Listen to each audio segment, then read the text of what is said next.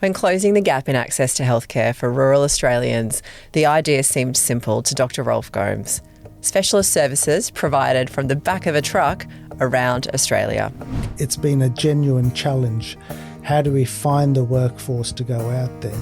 How do we make this sort of technology available to all these scattered communities? You can't really justify spending millions of dollars putting in a CT scanner in a small community. You'll be wiping the dust off it every month.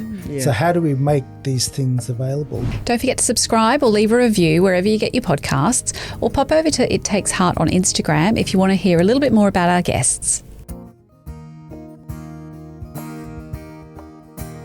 Okay, so today we are joined by the 2026 Queensland Australian of the Year, Dr Rolf Gomes. Dr Gomes is a Brisbane cardiologist and founder of Heart of Australia, an innovative mobile service delivering radiology, respiratory and specialist services to rural and remote communities throughout Australia. These fit-for-purpose, custom-designed health clinics on wheels have seen more than 20,000 patients and saved patients more than 54 kilometres of travel. 54 million kilometres. 54 million kilometres of travel. Oh, my goodness. Welcome to It Takes Heart, Rolf. Thank you, Sam, and thank you, Kate, and great to be here. So, first of all, congratulations on the award, Queensland Australian of the Year. What did that mean to you and to your team? An award like that, obviously, it's extremely humbling. It's great to get that sort of recognition, but probably the most important thing for me is it gives you a platform to talk about the work. And having that platform and that recognition to talk about Heart of Australia, what we've achieved in the last 12 years and what's coming up in the horizon, I think is a tremendous advantage. Has that been the biggest opportunity you've had to really put Heart of Australia on the map, do you think, or in terms of that award? We've been fortunate in the past from a media perspective with the Australian Story, and I've been on that a couple of times, and through our corporate partner network, that certainly amplifies our message as well. But look, being the Queensland 2026 Australian of the Year is tremendous. Yeah, very special. Is. And I guess we can't wait to talk about Heart of Australia today, but also we'd love to share a little bit of your story until we got to this point. So can you tell us a little bit about you, maybe growing up, or did you always want to be a doctor? No, I didn't always want to be a doctor. I sort of discovered this quite late in life. Okay. I was born in Calcutta in India, and people often ask me, were you from the bush or did you have country links? And I say quite the opposite. Yeah. Calcutta is definitely not rural Australia. No. And came here with my parents at the age of 9, settled in Melbourne, did my a part of my primary school and my high school there. My first degree and my first profession was actually electrical engineering. And I was working for a petrochemical company in Melbourne as an electrical engineer. And it dawned on me that whilst certainly I loved the mathematics and the physics, what I really loved more was just chatting to people all day. Yeah. And it just so happened around that time they'd introduced a thing called the graduate medical course. And I remember reading an article about this in the Herald Sun, and I thought, I could do medicine in 4 years instead of 6, having already had a degree. You've already got the degree, yeah. And applied, and as they say, the rest is history. Yeah. And did you take to it? Did you start and just go, oh, yeah, this is where I'm meant to be? Yeah, I loved it. Yeah. I mean, there's the intellectual aspect of it. There's, if you've done an engineering if you have an engineering background, cardiology is probably the most intuitive subspecialty. Yeah. And, by that I mean you're dealing with a pump with some plumbing, some valves, some electrics. It makes a lot of intuitive sense. And people often ask me, why did you do cardiology? And I say the other stuff was just too hard. So when did the connection then with the rural and remote work come? Like you've got Calcutta, Melbourne, cardiology specialist. Like where does the bush and remote connection come? Well, this was a little bit serendipitous because as a junior doctor, they send you out into these places as part of your training. So I ended up in Biggenden, Blackall, Roma, Palm Island, and I had no idea, but I actually liked being out there. Yeah. I liked the wide open spaces. I liked the people. And I also recognised that it was a great environment to be in, but there were some significant health challenges because working in those small hospitals, in the emergency departments, you're seeing patients with similar presentations but very few treatment options locally. Yeah. And I feel my curiosity got the better of me because this idea of, if I was to finish my specialty training, what would I want my life to look like for the next 30, 40 years? And it couldn't be just sitting in my practice seeing patients one after the other. There had to be some broader community significance to the work. And what do you think drove you to even have that? Because that's quite special, isn't it, for people to have that real deep down purpose straight away? A lot of that would have come from my parents. And, I remember when we first came to Australia and we were quite poor, first generation migrants. And, my dad did say to me when I was about 13, 14, look, we stepped off a plane. We had 4 kids, 4 suitcases and $200. Yeah. And at the time they were doing the Australian story, they verified that comment. And my mum said we were allowed about $27 per airline ticket to bring into the country. And there were 6 of us. So that's where we started from. And I remember that we were living in East St Kilda, which is a lot different to East St Kilda nowadays. Back in the 80s, it was a little bit different.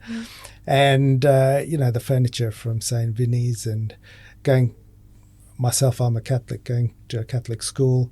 And, even on a Sunday during Mass, the donation tray would come around and I'd say to my mum, don't we need that money? Yeah. And it was always, oh, look, there's someone worse off than us out there and we should try and, to do something to help those people. So I think that generosity of spirit probably did come from my parents where, beyond your own little sphere and business as usual or whatever your professional life is going to be, always try and incorporate something which has a little bit of giving back. Yeah. And so I guess you had those more rural area experiences training to be a doctor, and then did you go on to do your fellowship and become a cardiologist? Yeah, so I had a fairly quick path through cardiology. I knew very early what I wanted to be, which is a great advantage as you're thinking about a training program, and entered into my basic physician training and then my specialist training. And even before I'd finished that, and this is something which a lot of my past colleagues remind me of, that even as a registrar at the Royal Brisbane Hospital and the Prince Charles Hospital, I was rabbiting on about these trucks. And I think they thought I was mad. And maybe I was a little bit. But they kept saying, yes, all you kept talking about was building these trucks, and we thought, hope it all works out for you, but it sounds like a bit of a pie in the sky sort of idea. But, it's worked out pretty well. I was going to say, should we just talk about the trucks? Talk about Heart of Australia. For people who don't know anything about it, what is Heart of Australia? Yeah, so Heart of Australia is really, in its much broader vision, looking at how we bring specialist healthcare out into regional areas and how we try firstly to create a brand, a focus, a sustainable way of how this can grow in the fullness of time across the entire country. At a very practical level, it's recognising that when it comes to specialist services in remote regional areas, you're never going to be able to sustain a full-time specialist because the populations simply aren't there. Whereas, you might be able to have a GP, couple of GPs in a community. Specialists see a very filtered section of the population. So you really need a certain population to sustain full-time specialists. Yeah.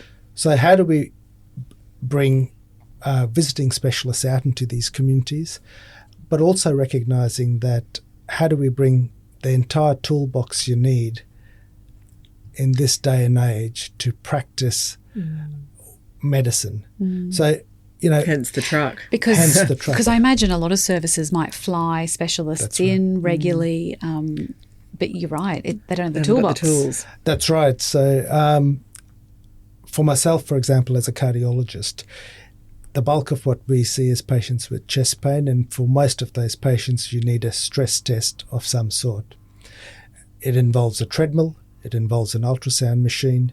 You can't fit any of that in a suitcase on a plane. So how are you going to bring not just yourself and your stethoscope, but your toolbox out there so you can read a patient's referral and says, thank you for seeing Mr. Smith, who's been experiencing some chest pain.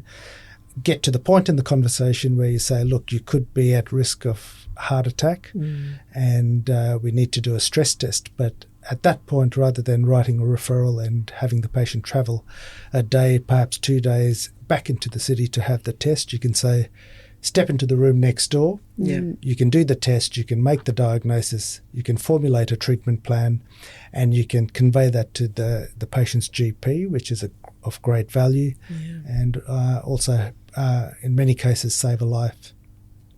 And how often then would you get back to communities? So as a rule, Heart of Australia, when we go into a community, we have a minimum of 4 visits a year.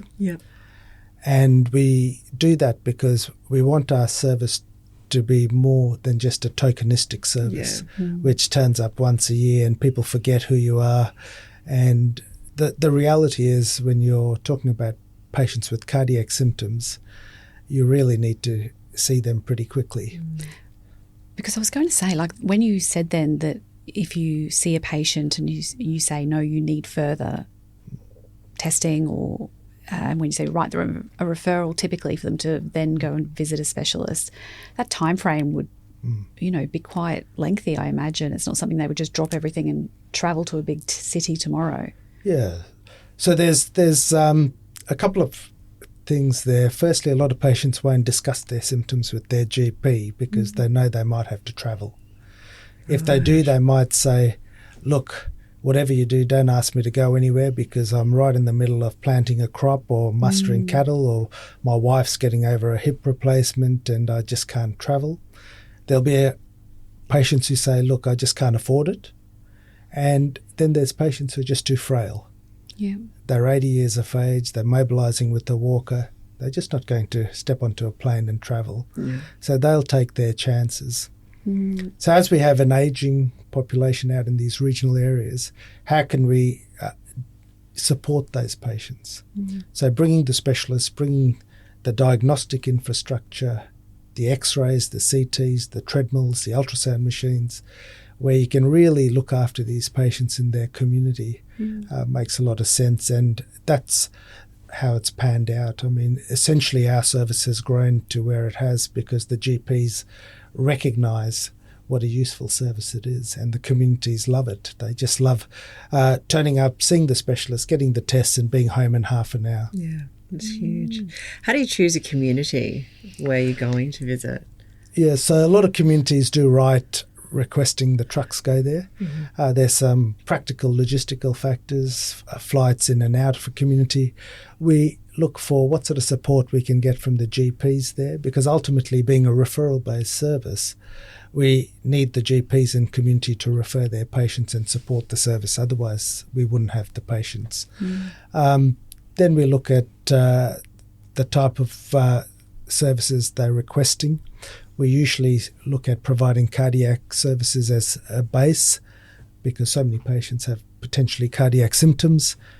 And over time, chatting to the local GPs, we get a sense of what the other needs might be, whether it's endocrinology, gastroenterology, and we try and bring those on as well.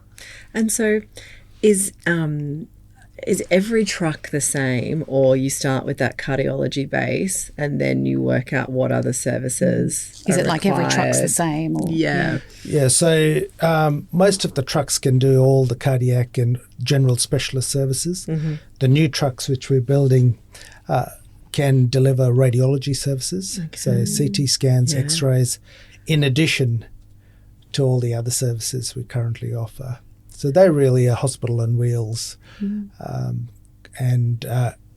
We actually have the patent for the world's first battery-operated CT scanner, Wow. which allows us to take this pretty much anywhere.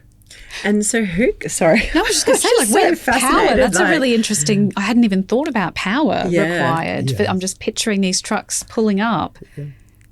Even, Everything has just Yeah. been so considered. Who goes with you then? So I assume there's a truck driver, or are you the truck driver as well? Because you can do anything, it seems. and if we think about the first truck that got off the ground, maybe, like, was it literally you in a truck driving to community? Like, how did that work to where, Where you are today. Yeah, people often ask me if I drive the trucks, and Yeah. the truth is I'm a terrible driver. you don't have a heavy license or whatever No. it is? You can't be good at everything. So in a nutshell, we have You can fix what's a called truck. we have what's called a field team, Yeah. which usually consists of a truck driver and what we call a medical aid, and they're on an 8/6 roster, so they move the service from hub community to hub community. Yeah. And then we fly in the specialists and the supporting staff, whether it be a cardiac sonographer or a respiratory scientist, and they rendezvous with the truck when it's in a community. The patients turn up, they see the specialist, they get the test done, the specialist flies home, and then the truck moves to the next site. Right. And are they providing telehealth in between those appointments? If you're saying 4 times a year, what happens next? Yeah, no, we certainly do some degree of telehealth. Country people as a whole love seeing Yeah. Yeah. doctors in the flesh. Yeah. And they like feeling like you've made the effort to go out there. And it's been a great privilege of mine to go out there and treat those patients, shake their hands, eat the fruitcake which they bring to the truck, Yeah. and have those very personal conversations. And they certainly appreciate it, and I enjoy it. Rolf, is there a particular patient that comes to mind that really drives you, where you think, gosh, that's the reason why I'm doing the work that I'm doing? Has one patient had that impact on you particularly? There have been so many conversations with patients over the years. Back in 2014, I saw a lady in Charleville, and she was crying. And I said to her, what's happened? And she said to me, over the radio this morning, they announced that Target was leaving Charleville. And I thought about that for a long time, because would any of us be crying if a department store left our local shopping centre? The answer is no. But in these communities where there are things constantly stripped away, the bank, the post office, when Target leaves Charleville, it brings people to tears. So being able to re-inject something so tangible and so important as a health service, even though we weren't there cutting a ribbon and opening a bricks and mortar facility, but when these trucks roll into town and when people look at them and they recognise that someone out there gives a damn, someone's gone to a bit of effort to create something to look after us out here, we're not just forgotten. It means a lot to those patients. So that's not necessarily a health conversation. There's certainly been a lot of health conversations where I'm sure those people are spending their Christmases with their families as a result of turning up for their appointment. Yeah, which is so powerful. How is when you think back to the RVH, when you were saying you're going to have these trucks how has sort of those early visions evolved to where you are now? Is what Heart of Australia looks like today what you expected it would get to, or has it exceeded? Well, I always thought that, this is, even now, I think it's a fairly simple idea. You have patients out there, everyone's got a heart, no one's getting younger, they all have the similar ailments, but there's not many options to treat them. So if you were to deliver a way to treat these patients, it'd be supported by the communities. In the early days, I wrote to 181 regional GPs and I asked them 4 questions. How many patients do you currently see with potential cardiac symptoms? What percentage of those were First Nations patients? How many patients do you currently refer? And if you had a service at your doorstep, how many patients would you then refer? And typically the answers might be, I see 20 patients a month, 10% of those are First Nation patients. Currently I refer 10 of those, but if you were here, I'd be referring them all. Yeah. So there was certainly a very obvious gap in what patients were being referred and what services were available, and the feedback from those local GPs was very supportive, and that encouraged me to take the next step. Yeah. And it's worked out to be fairly consistent. In the first 6 months, I myself was visiting Dolby, Gundawindi, St George. In the first 6 months, I'd sent 9 patients off for open heart surgery, and I'm positive at least a few of those would never have gone to see a cardiologist otherwise. It was just too difficult. Yeah. And so, if you think about the lives saved through this service, so I guess you can imagine that there are just people, if they're not, they wouldn't have seen that. The obvious outcomes there are pretty dire. That's right. And so, when we look back in the last 12 years, somewhere in the order of 950 to perhaps 1,000 lives have been saved with these trucks rolling into town. And if you look at health across any benchmark, whether it's cardiology, mental health, gastroenterology, prostate cancer diagnosis and outcomes, country patients, there is a gap in outcomes where they do somewhat worse than urban patients. And a part of that is almost certainly related to access. The way medicine's evolved nowadays is that you need the tools to help you do your job. A good example would be, for example, the National Lung Cancer Screening Program. In 2025 we launched the first in 20 years a screening program for patients at risk of lung cancer, which involves having a CT scan of your chest. Now, that's great if you live in the city, but where are the CT scanners out in the remote regional parts of Australia? So how do we bring these new technologies, these services out into patients in the regions where, by bridging the gap in access, we can also bridge the gap in outcomes? And I think there's a lot of talk around that, isn't there, of access and, inequity of outcomes and things like that. Are you seeing, particularly back when you started, did you see a lot of people taking action? Or is this, people need to do more? No, I think if you bring the service to their doorstep, they will certainly use it. The question is, for a long time, for decades, for generations, we've had difficulty finding a way to do it. And it's not from people not trying. I think it's been a genuine challenge. How do we find the workforce to go out there? How do we make this sort of technology available to all these scattered communities? You can't really justify spending millions of dollars putting in a CT scanner in a small community. You'll be wiping the dust off it every month. So how do we make these things available? What Heart of Australia has demonstrated is there actually is a way, a very, very cost-effective way, a way which patients absolutely love and will utilise. The question is now trying to see how we can spread that across the country. And so it's not a question of can we do it, it's do we want to do it?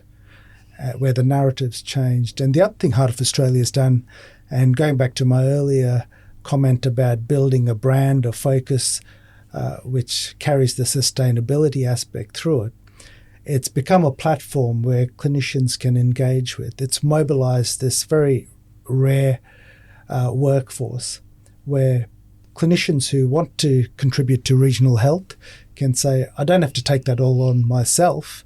I'll pick up the phone and call Heart of Australia. They'll arrange the patients. They'll book my flights. They'll pick me up from the airport.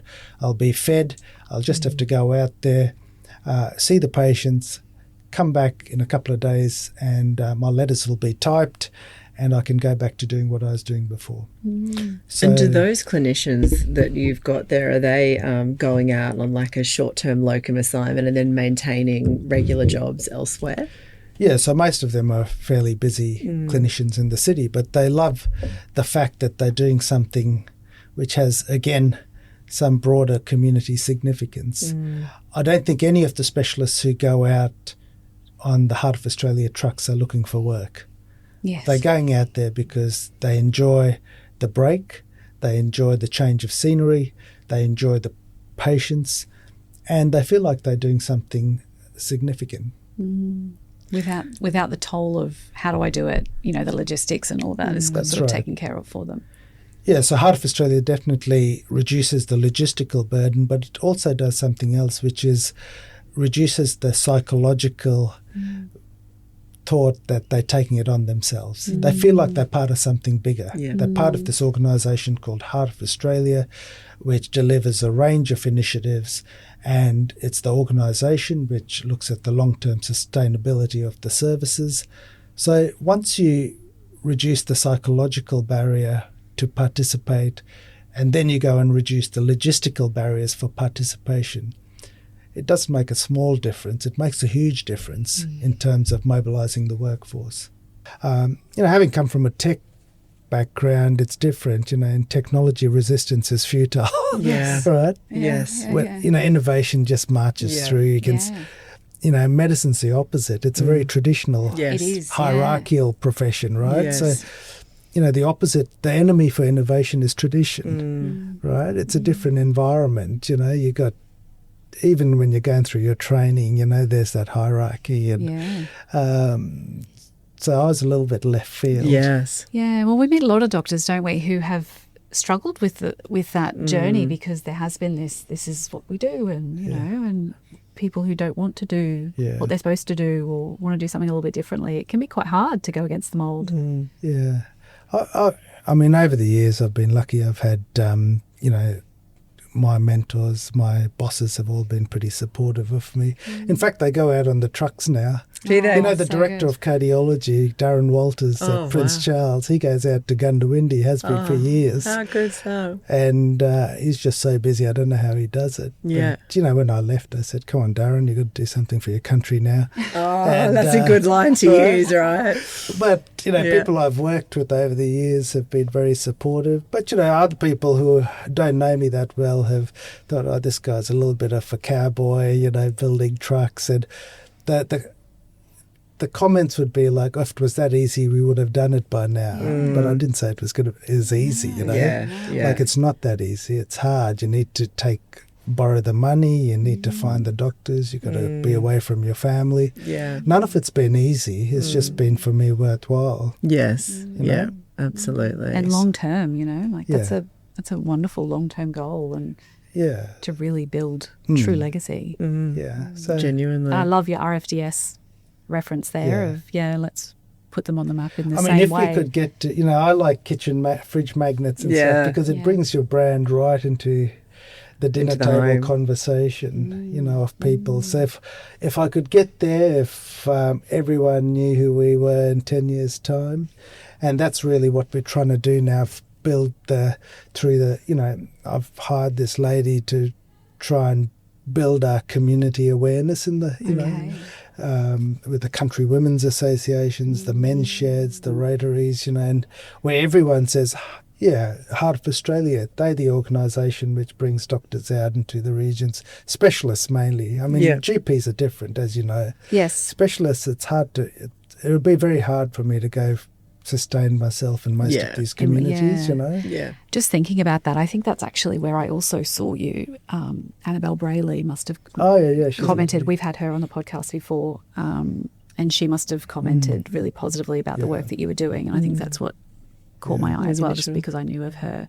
But this will also go out to our community. And so we have all of our clients out in all of these communities that you speak about, all of our candidates who want to do this sort of work. Like, it's quite a large reach that we can have that as well will help. Oh, good. Hopefully give you some good publicity. Push this. Yeah. It'd be good. It'd be good to see the program grow into something significant, you know, and because I have a day job. I could see patients 7 days a week in my practice. In fact, I'm trying to find ways to create some natural attrition with them, you know, because it's just gets busier and busier. Yeah, I bet. But this is I think Heart of Australia is something which is good for the country, and I genuinely believe that. You know, I'm sort of thinking about where will this be when I'm not here. You know, as to you know, if we could set up the infrastructure and everything for someone else to continue. I mean, that's my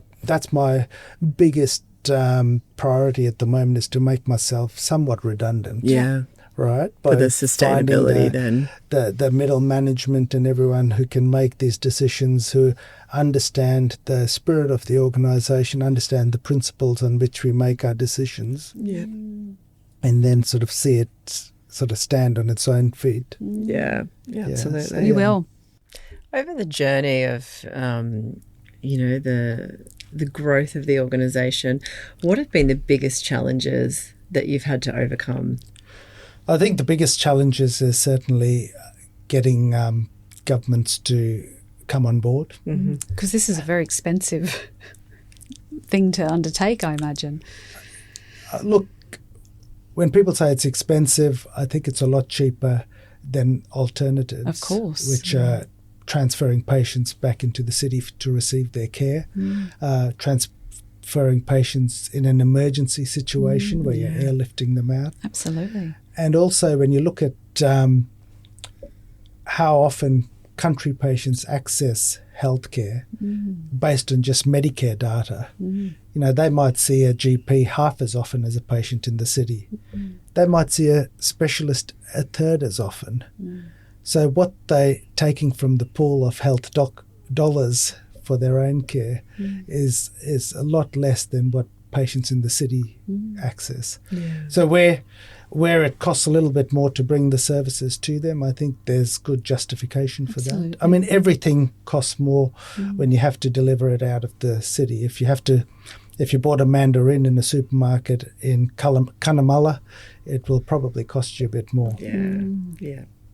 But the personal sacrifice that you must have taken to go on this journey, talk to us about that. Like, you know, when I guess when I say expensive, I mean for an individual person to set this up and go on this journey. Look, I've thought about this over the years.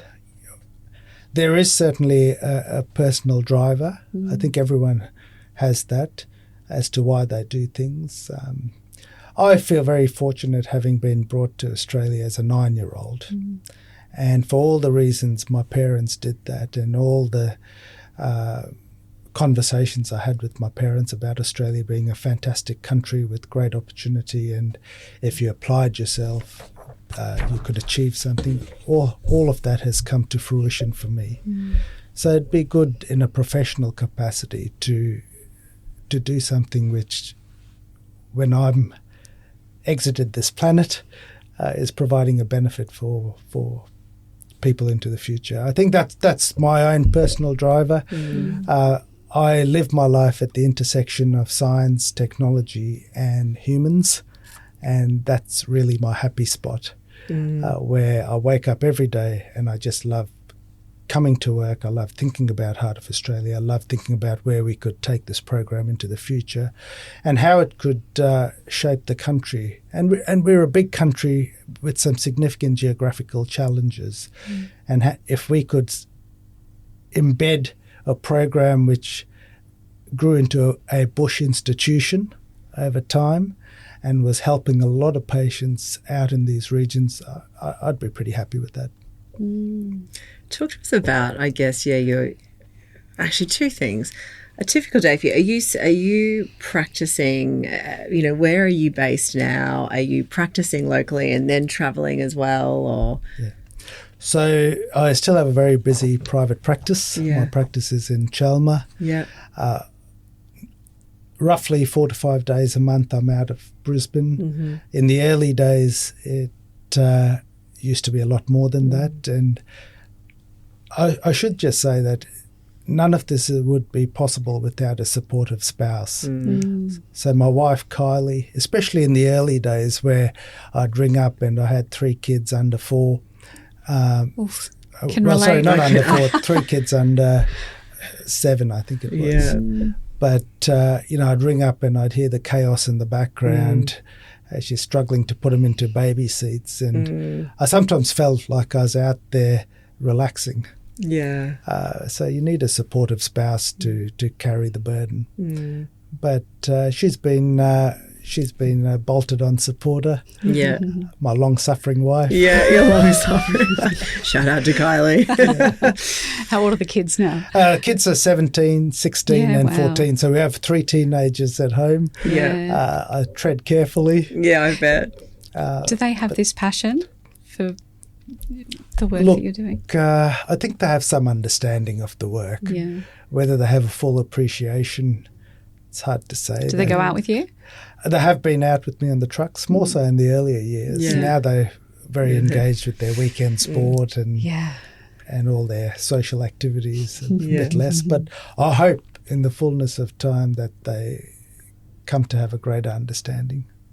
And what's the vision then? You mentioned that about when you're sitting there thinking about where this could go.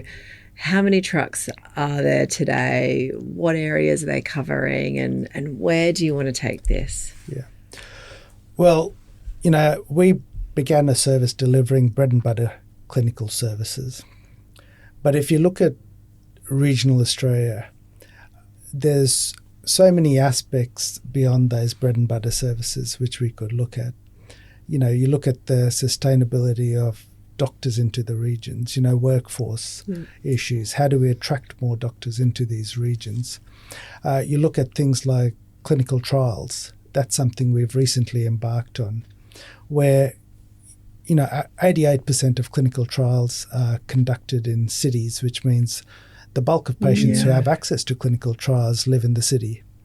We're trying to provide that access for patients to access clinical trials outside the city. You look at First Nations health. There's some significant challenges there. If we want to reduce the burden of displacement, the cultural burden of displacement, how do we do that? We have to bring the services closer to them. And they do partake in the services. Yes. When you bring it into their communities. They're actually quite responsive. So a lot of these things, I'd like to see how we can change the whole ecosystem of healthcare in these communities, because in these small communities it is like a micro health environment where there's so much interdependence between the GP service, the specialist service, the allied health services, the training and the education facilities. How do we look at supporting not just one aspect but that whole health ecosystem in a small community? And do you, the specialists that you're taking, do you also bring in any allied health services, or is there opportunity for that in the future? Yeah, again, we're looking at bringing in allied health services. We've only just started delivering exercise physiology services in some regions. Yeah. Through the clinical trial pathways now, we'll be bringing on some dietitian services. But where there's a need, we're more than happy to look at all of that. Cardiology was a great place to start, myself being a cardiologist, but really it's grown into a multi-specialist offering now. So if you look at that vision of where it could get to, what's the biggest barrier? And what's going to stop you? I think some of the biggest barriers have been getting government to come on board. Yeah. That's changing now quite in our favour, especially partnering to deliver the National Lung Cancer Screening Program, where we've been able to look at Commonwealth's priorities in health, align with those, and really position ourselves as an enabler, where for whatever you want to do and whatever governments want to do in terms of regional healthcare, 12 years down the track, we don't just want to be considered, oh, that's an interesting idea, or oh, that's a novel pilot program. We've got a very good track record now of delivering this very safely, being able to find the workforce, being able to master the logistical beast, which it is to do this. So where governments can look at it and say, look, we'd really like to do something, and Heart of Australia is the enabler which will allow us to do it, I think there's some great opportunities there. And that really can expand then, can't it? That's right. I guess with every episode, we're going to be making a donation, and so we'll be making that back to the Heart. And you have a wonderful donations area on your website where people can also do that if they wish. I think if we look to a happier healthcare in the future, I guess what's one thing you think could really impact, if we look at all communities across Australia, to really roll out happier healthcare across the entire country? What's one thing that could shift the dial just a little bit?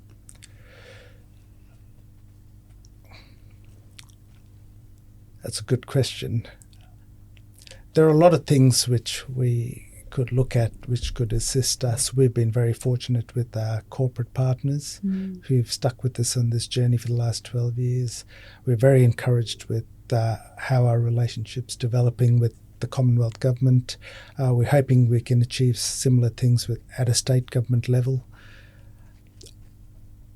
I think what I would like to see happen, and how this happens I'm not entirely sure, is one day if I was in a room of people and I asked the audience, can someone tell me what is the organisation which brings healthcare out into regional Australia? Yeah.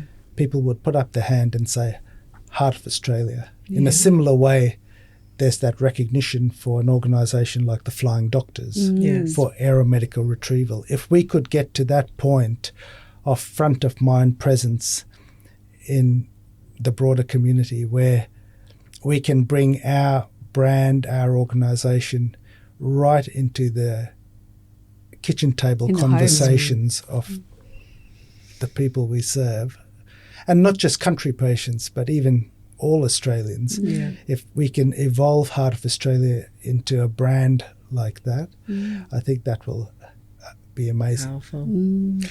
Thank you, Rolf, so much for your time. I mean, it's incredible. Even your story, to go from Calcutta to Melbourne, engineering, cardiology, Heart of Australia, like what you've done just in your lifetime. And a big shout out to your wife, Kylie. I imagine she is an incredible support to you, but the legacy that you are looking to leave and the impact, and to genuinely see someone who's actively looking to close that gap and give those services to these communities is just so incredibly inspirational and so powerful. And thank you. Thank you for being here with us today.